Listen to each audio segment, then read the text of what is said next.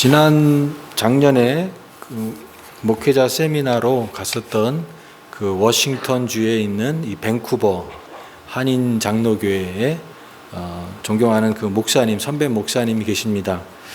그 존경하는 목사님이신데요. 그 목사님이 그 목회를 하시면서 항상 이 세 가지 말을 항상 품고 목회를 하신다고 그랬습니다. 하나는 미안합니다. 그다음에 하나는 감사합니다. 고맙습니다. 그리고 마지막 사랑합니다. 이 세 단어를, 이 말을 항상 기억하시면서 목회하신다고 그랬습니다. 미안하다는 것은 자기같이 부족한 사람이 이 교회에 와서 사역을 하는 것이 미안하다. 더 훌륭하고 좋은 목사님을 만나야 되는데 성도님들에게 자기같이 부족한 사람이 목회를 하니까 참 미안하다.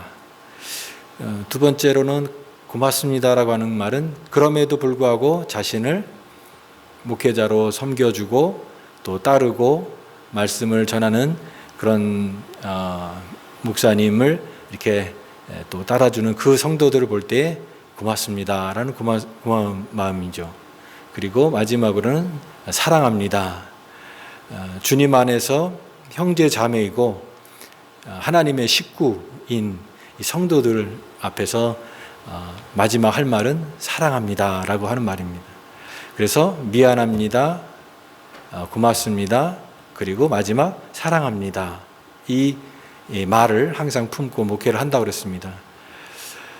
저도 이런 이 목사님의 그 세 가지 말들을 귀하게 생각을 합니다. 그리고 가만히 생각해 보니까 비록 비단 목회만이 아니라 우리가 살아가는 모든 관계와 삶 속에서 정말 이 말이 중요한 말이 아닐까 생각이 됩니다. 여러분 부부 관계에도 미안합니다, 미안하다고 하는 말을 할 수 있는 것이죠. 또 그리고 고맙습니다, 그리고 감사합니다. 부부 관계에서도 그런 말들이 그 관계를 더 풍성하게 하는 말일 것입니다. 또 조금 더 확장하면 우리가 이웃과의 관계, 또 우리 성도들과의 관계, 모든 관계성 속에서 이런 말들이 참 중요한 그런 말이라고 생각이 됩니다. 오늘 말씀 제목처럼 우리가 축복하는 자, 우리는 축복하는 자이라는 것입니다. 우리는 이 세상 속에서 다른 사람을 축복하고 다른 사람들을 세워주고 또 하나님의 은혜를 나누는 그런 사람이 바로 우리 그리스도인이다라고 하는 것입니다. 그런데 우리 이런 그리스도인의 이 변화된 삶 속에서 나오는 이런 축복의 언어들이 오늘 우리의 삶 속에서 잘 나타나지 않고 있다라고 하는 것입니다. 그리스도인의 어떤 자화상의 그런 모습을 생각해 볼 때에 이런 말들, 이런 축복의 언어들보다는 굉장히 인색한, 또 그것을 잘 나타내지 않는 그런 그리스도인의 모습이 이렇게 마음속에 또 이렇게 자꾸 생각나는 그런 안타까운 모습도 좀 있습니다. 오늘 우리가 이 창세기 12장 말씀과 이 마태복음 10장에 있는 이 말씀을 같이 나누면서 축복하는 자입니까? 라고 하는 이 하나님의 말씀을 같이 묵상하기를 원하는데요. 창세기 12장의 내용과 마태복음 10장의 내용에 이 그 공통점이 있습니다. 바로 그것은 축복하는 존재다라고 하는 것입니다. 축복하는 존재다. 이 창세기 12장은 하나님께서 이제 아브라함을 모든 사람들 가운데서 하나님의 은혜를 전할 믿음의 조상으로 아브라함을 처음 부르셔서 이제 아브라함이 그 하나님의 말씀을 따라가는 그런 내용이 나오는 아주 중요한 장입니다. 근데 바로 이 하나님께서 이 아브라함을 그냥 부르신 것이 아니라 너는 복의 근원이 될지라, 지금 우리 개정개혁판에서는 너는 복이 되라 이렇게 말씀하시고, 옛날 성경에서는 너는 복의 근원이 될지라 라고 하시면서 아브라함을 이렇게 부르신 내용입니다. 하나님께서 아브라함을 그냥 부르신 것이 아니라 그 아브라함을 통해서 하나님의 그 복을 많은 사람들에게 나눠줄 수 있는 그런 사람으로 아브라함을 부르셨다라고 하는 것입니다. 또 마태복음 10장의 내용은 이제 예수님께서 12명의 제자를 세우시고 그 제자들을 파송하시는 그런 내용입니다.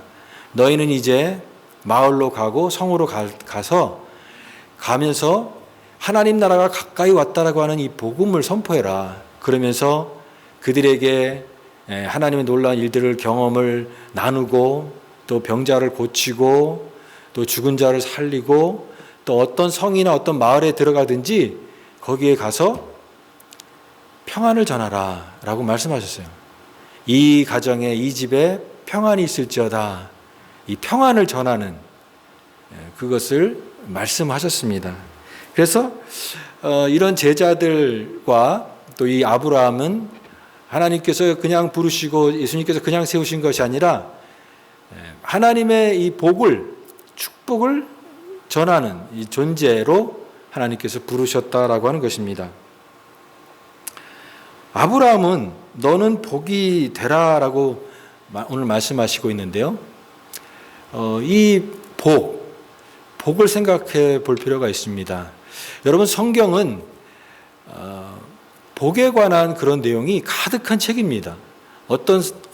우리가 성경에 이제 이 복이라고 하는 그런 말들이 과연 얼마나 있을까? 근데 성경은 사실은 하나님의 축복으로 가득한 그런 내용들이 성경책입니다. 창세기 1장부터 하나님께서 하나님의 복이 나와요. 하나님이 이 세상을 만드시고 이 모든 것을 만드시고 하나님 보실 때 뭐라고 말씀하시냐면 보시기에 심히 좋았더라. 이게 바로 하나님의 축복이에요. 하나님 보시기에 좋은 것이에요. 그리고 하나님이 가장 보시기에 좋았던 것 중에 가장 으뜸은 바로 사람입니다. 사람을 만드시고 나서 하나님이 그 모습이 너무너무 기쁘시고 정말 이 복을 받은 그런 존재로 여기셨습니다. 그러면서 사람들에게 너는 생육하고 번성하라. 그런 복을 주셨어요.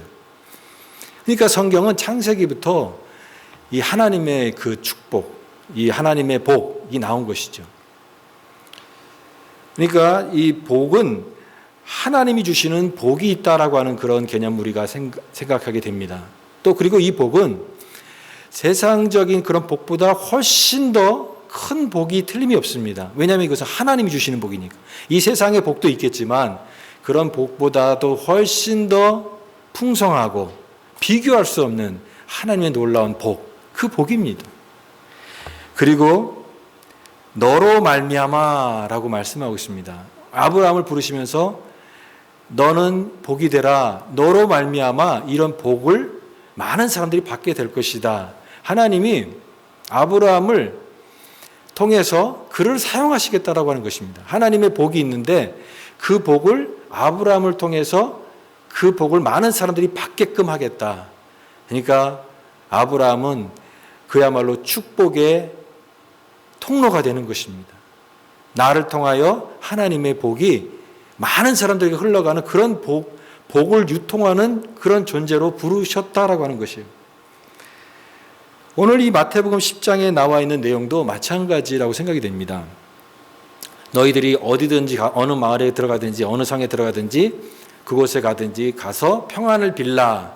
이 평안이라고 하는 것은 에이레네라는 말인데요. 이 에이레네라는 말은 하나님과의 그 화해 속에서 오는 평안입니다. 우리가 죄가 있으면 하나님과의 갈등 관계가 될 수밖에 없고 하나님과 화평을 이룰 수가 없는데 그 죄의 문제가 해결되어질 때 하나님과의 관계가 회복이 됩니다. 그 회복된 관계 속에서 찾아오는 게 뭐냐면 평안입니다. 평안. 그 평안이 에이레네예요. 에이레네. 샬롬이죠. 그래서 이와 같은 하나님의 평안을 너희들이 전해라. 예수님의 12 제자들이 흩어져서 가는 곳마다 이 가정에 하나님의 평안이 있기를 원합니다. 그 평안을 전했다라고 하는 것입니다. 이런 평안을 임하게 해달라는 이 축복의 기도가 바로 이 에이레네 평안을 빌라는 것입니다. 여러분, 이와 같이 성경의 아브라함도 그렇고 우리 12 제자의 모습도 그렇고 오늘 우리 그리스도인들은 이와 같이 하나님의 평안을 전하고 축복을 전하는 자들이다라고 하는 것입니다. 우리 예전에 어른들이 그 아이들 이렇게 태어나면 이런 말을 했어요. 복덩이라고, 복덩이. 아, 우리 가정에, 이 가정이 참, 너는 복덩이다. 이 아이 때문에 이 가정이 막 활짝 피고 웃을 일이 없는 가정이 막 웃음이 생기고 또 이 아이 때문에 모든 사람들이 기뻐할 때 야, 너는 이 가정의 복덩이야. 라고 그런 말을 했습니다. 하나님이 아브라함을 보실 때도 똑같은 그런 느낌이었을 것이라고 생각이 됩니다. 아브라함아, 너는 복덩이다. 너를 통해서 많은 사람들에게 이 복을 나눠주는 그런 은혜를 전하는 너는 복덩이다. 라고 말씀하셨을 거예요. 여러분, 우리가 하나님의 복덩이인 것을 믿으시기 바랍니다. 우리 그리스도인들이 하나님의 복을 받은 자이고 우리는 이 세상을 향해서 하나님의 복을 전하는 정말 믿음 안에서의 복덩이입니다. 복덩이. 세상을 축복하는 그런 복된 존재. 그것이 바로 우리 그리스도인들이라고 하는 것입니다. 그런데 오늘 우리가 이와 같은 이런 축복을 받은 자들인데 오늘 우리가 그와 같은 삶을 잘 살지 못하고 있습니다. 오늘 우리가 이 그리스도인의 자화상, 많은 그리스도인들의 그 모습 속에 이와 같은 그런 축복하는 존재이기보다는 우리 마음에 이렇게 메마른 그런 인색한 그런 모습이 또 우리들의 그런 자화상 어떤 민낯이 있는 것이 아닐까 생각이 됩니다. 왜 그러면 이와 같은 이 축복된 존재를 하나님께서 우리를 부르셨는데 그런 삶을 살지 못할까? 구원을 받았어도 우리가 하나님의 부름을 받는 그런 구원받은 자녀인데도 불구하고 우리가 여전히 나의 어떤 관점을 가지고 살아가기 때문에 그렇다라고 생각이 듭니다. 나의 관점을 가지고. 하나님께서 아브라함을 부르셨어요. 이 아브라함은요, 이 갈대아 우르라고 하는 땅, 또 하란이라고 하는 땅에서 이렇게 오랫동안 살았는데 그 부름 받기 전에는 그는 어떤 사람이었냐면 이 이방 문화에 특별히 우상을 많이 숭배하는 그 지역에서 살았습니다. 아브라함의 아버지가 데라였습니다. 근데 데라는 여호수아 24장 2절에 보면 데라는 다른 신을 섬겼다라고 하는 그 말씀이 있어요. 그러니까 데라는 갈대아 우르 땅에서 우상을 만들고 우상을 장사를 하고 우상을 섬기는 그런 사람이었습니다.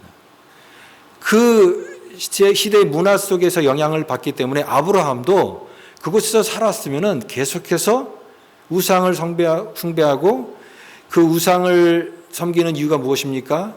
이 세상의 저주와 또 어떤 그런 것들을 피하기 위해서 그 우상을 섬겼는데 그와 같은 그런 문화 속에서 살았을 것이에요. 그러나 하나님께서 아브라함을 부르셨습니다. 너는 이제 복이 되라.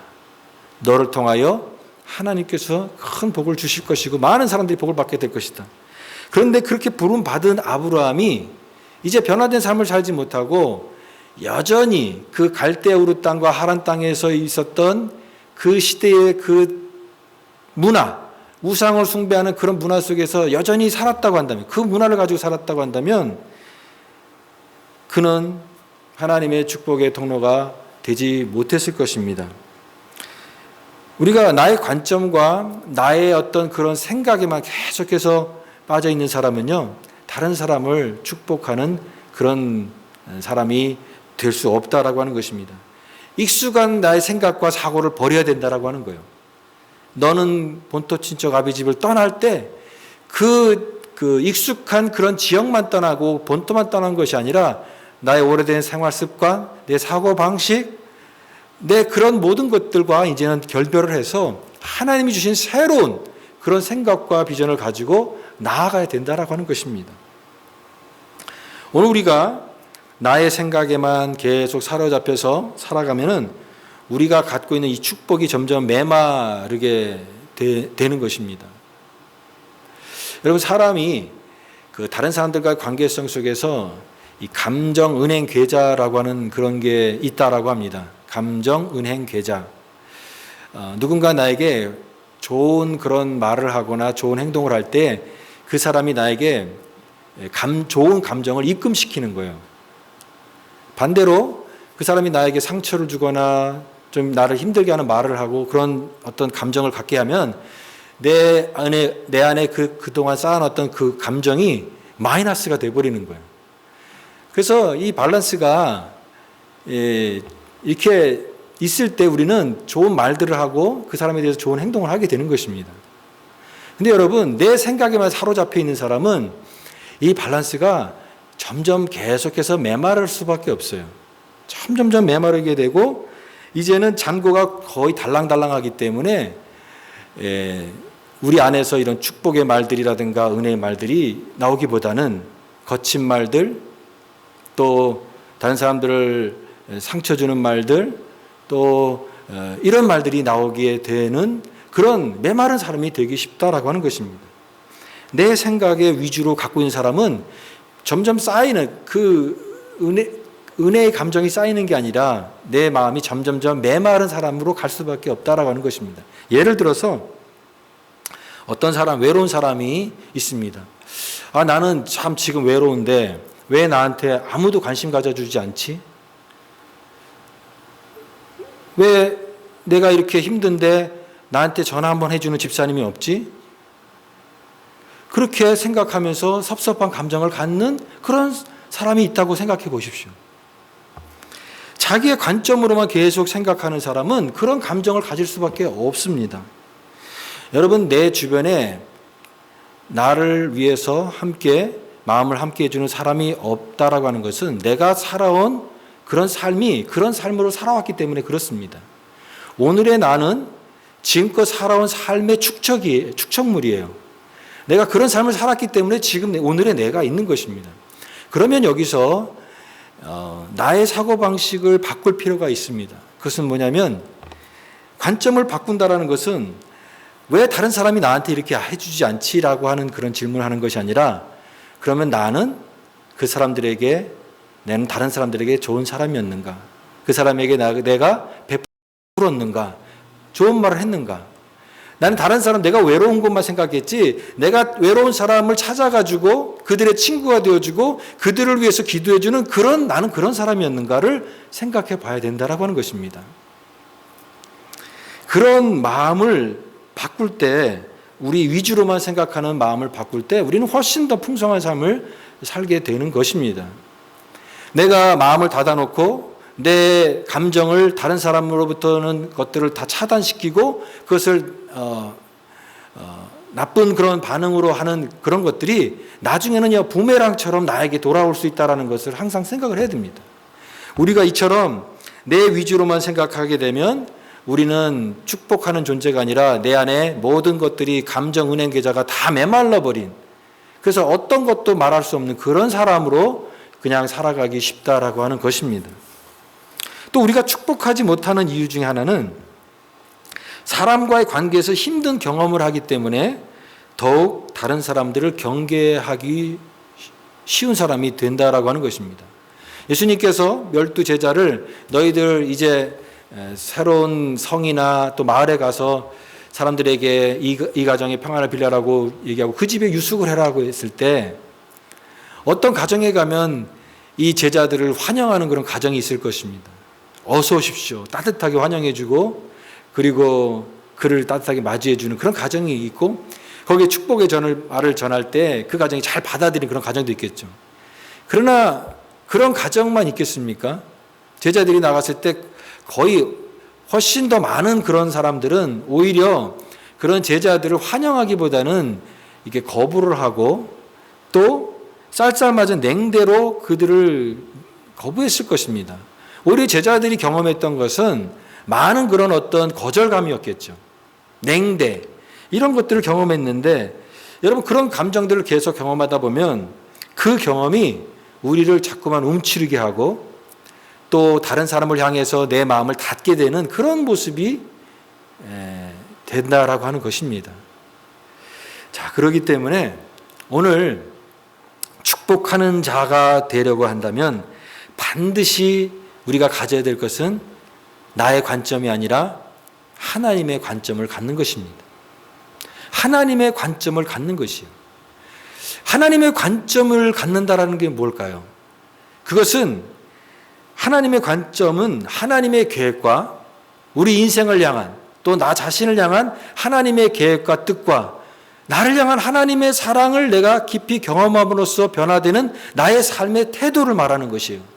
오늘 아브라함의 삶 가운데 하나님이 찾아오셔서 아브라함아 너는 복이 되라 그렇게 부르셨을 때 아브라함이 우상 숭배를 하던 그 아브라함의 삶에 자기 관점으로만 보던 이 아브라함의 관점이 새로운 관점의 변화가 생긴 것입니다. 하나님의 계획이 이렇게 사람들을 두려움을 주고 저주를 주는 그런 우상 숭배가 아니라 하나님의 계획은 이 세상의 모든 사람들이 복을 받는 것이구나, 구원받는 것이구나, 이런 놀라운 하나님의 복들을 알게 됐을 때 아브라함의 삶을 바라보는 관점이 바뀌게 됐다라고 하는 것입니다. 오늘 이 제자들도 마찬가지예요. 여러분, 이 팔레스틴 그 당시에 예수님의 제자들이 살던 시대에는 이 로마가 압제하던 그런 시대였습니다. 사람들이 그 로마의 압제 속에서 너무나 힘들게 살았어요. 그 억압 속에서 참 많은 그런 갈등이 있었는데 그런 신음하던 시대 속에 예수님께서 갈릴리 예수 그리스도가 제자들의 삶 가운데 오셨을 때 한 사람 한 사람 그 예수님과의 만남을 통해서 그들이 발견했던 것은 우리가 그렇게 기다렸던 그 구원이 예수님에게 있구나. 이게 복음의 놀라운 것이 복음이야말로 인간을 변화시키는 가장 위대한 하나님의 구원의 메시지구나. 사람을 변화시키는 우리가 기다렸던 이 복음이 바로 하나님의 구원의 놀라운 이야기구나. 이거를 발견하게 됐을 때 이 제자들의 삶의 관점이 자신을 바라보는 관점에서 하나님이 주시는 큰 관점으로 변화되었다라고 하는 것입니다. 이런 변화가 여러분 우리의 삶을 변화시키는 거예요. 우리의 삶을 부드럽게 변화시키는 것입니다. 근데 이런 변화는요, 나를 바라보는 나에 대한 태도만이 아니라 다른 사람들을 바라보는 태도까지도 변화시키는 것입니다. 아브라함이 하나님의 말씀을 쫓아서 가면서 그는 이제 전과 다른 정말 하나님의 관점으로 그가 이제 믿음의 조상으로서 살아가기 시작하는데 그는 주변에 그가 가는 곳마다 그곳에 있는 사람들에게 하나님의 은혜를 전하고 또 낯선 이방인들을 또 환대를 하고 또 가정을 일구어서 또 많은 자손들을 통하여서 하나님의 그 복이 흘러가는 그런 믿음의 조상으로 그가 믿음의 여정을 계속해서 걸어가는 그런 사람이 되는 것을 볼 수가 있습니다. 제자들도 예수님의 12제자들의 그 명단이 쭉 나오는데요. 여러분 예수님의 12제자들의 이름을 다 아십니까? 그 중에서 여러분 그 시몬이라고 하는 사람이 있어요. 시몬. 가나안인 시몬인데요. 이 가나안이라는 뜻은 열심당이라고 하는 뜻입니다. 열심당은 젤롯. 그 당시에 이 로마의 압제 속에 사는 그 유대 사회에서 우리나라의 옛날에 그 독립투사와 같은 그런 사람이에요. 열심당원. 그 열심당원은 칼을 품고 다녔다고 그래요. 칼을. 이 정치적인 어떤 암살이라든가 이런 것들을 또 하는 사람도 있기 때문에 항상 이 칼을 품고 다녀요. 여러분 사람이 칼을 품고 다니는 것은 얼마나 그 무서운 것입니까? 그 마음에 어떤 그런 투사 또 어떤 그런 분노 이런 것들이 있었다라고 하는 것이죠. 또 예수님의 12제자 중에 또 한 사람은 이 마태라고 하는 사람은 세리였습니다. 세리는 로마를 대신해서 세금을 걷는 세리였어요. 당시의 세리는요, 매국노 취급을 받았습니다. 왜냐하면은 그 로마를 위해서 이 세금을 징수하는 것이기 때문에 그래서 세리는 취급도 하지 않았어요. 그런데 마태가 바로 이 세리 출신입니다. 그렇게 사람들에게 무시를 받고 매국노라고 하는 말을 들으면서 마태의 마음속에는 어떤 감정이 쌓였을까요? 분노가 있었고 상처가 있었겠죠. 나를 그렇게 비난하는 사람들에 대해서. 그런 마태가 예수님의 제자가 되었어요. 그리고 시몬, 그 칼을 품고 다니는 열심당원인 이 시몬이 예수님의 제자가 됐는데 오늘 예수님께서 그런 자들을 마을로 보내시고 성으로 보내시면서 뭐라고 전하라고 얘기하십니까? 너희가 어느 집에 가든지 그 집에 가서 평안을 전하라. 이 집에 평안이 있을지어다 하고 전하라. 여러분 그런 칼을 품고 사는 그 마음의 쓴 뿌리와 상처를 갖고 있는 그런 제자들이 변화가 되니까 예수님을 만나고 복음을 알게 되고 하나님의 놀라운 은혜를 알게 되니까 모든 만나는 사람에게 하나님의 평안을 전하고 가정의 평안을 전하는 축복의 통로가 되는 그런 사람이 될 수 있었다라고 하는 것이요. 하나님의 관점을 갖게 됐을 때 오는 놀라운 변화인 것이요. 여러분, 하나님의 관점을 갖게 되면 복수를 꿈꾸는 자도 축복하는 자로 변화될 수가 있습니다. 창세기에 우리가 요셉의 이야기가 가장 흥미로운 이야기인데, 그 요셉이 형들에게 팔려서 이제 애굽의 종으로 팔려게 됐잖아요. 세월이 지나서 이 요셉은 이제 애굽의 놀라운 총리가 되고 나중에 그 형들을 다 만나게 됐을 때, 여러분 그 창세기 45장 그 이후 후반절에 보게 되면 이 요셉이 이제 나중에 만난 그 형들에 대한 그 감정은 너무나 그 복합적인, 정말 어떤 모든 감정이 다 그냥 뭉뚱그려진 그런 여러 복잡한 감정으로 만나게 되는데, 우리가 생각할 때 자기를 판 형들에 대한 그런 분노가 왜 없겠습니까? 사람이 힘을 가지면 그 자기의 서운한 마음, 억울한 마음 다 이렇게 갚아주고 싶잖아요. 다 복수해주고 싶고 속 시원하게 다 이렇게 하고 싶은데, 그런데 요셉이 어떻게 합니까? 형들을 위로해주면서 그때 한 고백이 뭐냐면, 형님들 너무 걱정하지 마십시오. 나를 이곳에 보낸 것은 형님들이 아니라 하나님이 나를 이곳에 보내셨습니다 라고 하는 그런 말을 한 거예요. 여러분, 어떻게 보면 이 상처의 이야기가 될 수 있는 내용인데, 이 요셉이 하나님의 관점을 갖게 되니까 그 상처가 상처로 머문 게 아니라 하나의 흔적같이 된 거예요. 스티그마. 이 상처가 흔적이 됐을 때 하나님 안에서 용서하지 못할 존재가 없고 모든 사람들 품는데, 여기에 하나님의 놀라운 은혜가 나타나게 되는 것입니다. 지난번에도 제가 그 칼럼, 그 아침 묵상에다 쓴 내용인데, 그 바둑판에 보면은 어떤 그런 나무판에 이렇게 갈라진 틈이 있다고 해요.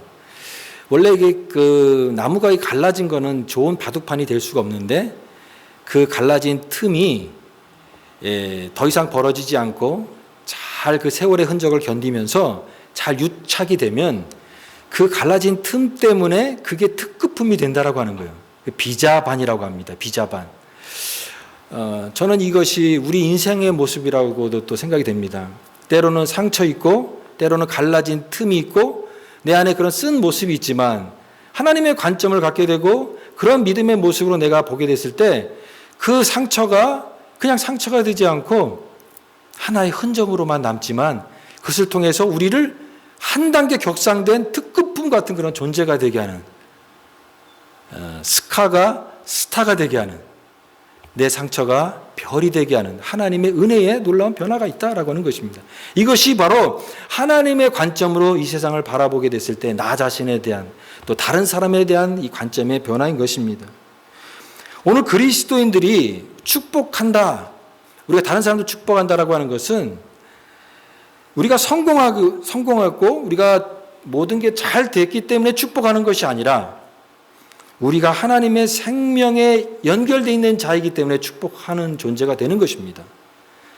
내가 어떤 세상의 성공 때문에 축복하는 게 아니라 내 존재론적인 태도 안에서 나오는 축복인 것입니다.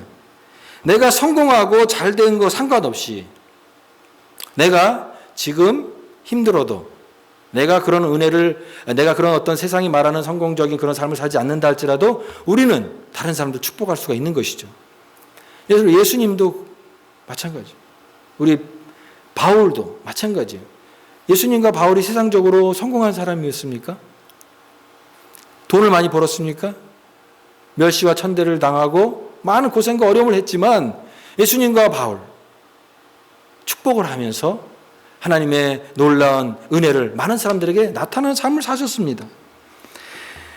예수님처럼 바울처럼 우리도 부하든지 가난하든지 내가 이 세상에서 성공했느냐 실패했느냐를 떠나서 오늘 내가 하나님을 의지하고 하나님을 사랑하고 하나님 때문에 내가 오늘도 살아갑니다라고 하는 그런 사람을 축복하는 태도를 가질 때 우리는 다른 사람들을 축복하는 그런 놀라운 존재로 살아가게 되는 것입니다. 자, 오늘 이 말씀을 여러분들과 같이 생각하면서 적용을 나누기를 원합니다. 어떻게 그러면 우리는 어떻게 축복된 존재로 살아갈 수 있을까? 우리 삶 속에서 어떻게 이런 축복을 전하는 자가 될 수 있을까 하는 것입니다. 이런 특권을 사용하라는 하는 것입니다. 여러분, 하나님께서 우리에게 이와 같은 그런 특권을 주셨습니다. 여러분, 우리는 모든 그리스도인들은요, 다른 사람들 축복할 수 있는 그 권한이 있습니다. 어떤 사람은 목사님만이 축복권이 있다고 하는데 그것은 틀린 말입니다. 모든 성도가 다 축복할 수 있는 권한이 있습니다. 너는 택한 족속이요, 왕 같은 제사장이요, 거룩한 나라요, 하나님의 소유된 백성이요.